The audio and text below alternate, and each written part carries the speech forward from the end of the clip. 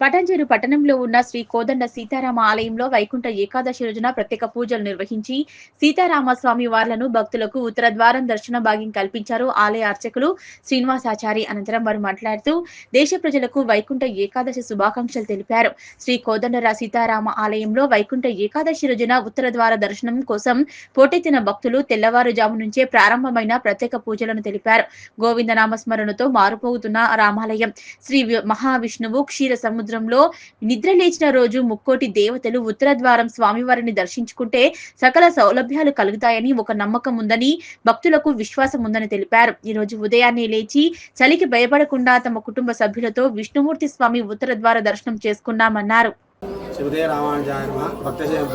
విజ్ఞప్తి ఈ రోజున క్షీరోద్యేకాశి ముక్కోటి ఏకాశి అంటారు. కాబట్టి ఈ విష్ణుమూర్తి సేనబాబు క్షీర సముద్రం వేస్తాడు కాబట్టి ముక్కోటి దేవతలు స్వామివారి దర్శనం చేసుకుంటారు. కాబట్టి ఉత్తర ద్వారంలో వస్తే తన వైకుంఠ యాత్రకు పోయినా కూడా ముక్తి పొందుతారని చెప్పి ప్రతీతి. కాబట్టి వైకుంఠ స్వామికి దర్శనం చేసుకుంటే వైకుంఠ రాముడిని దర్శనం చేసుకోవాలని మా యొక్క విజ్ఞప్తి.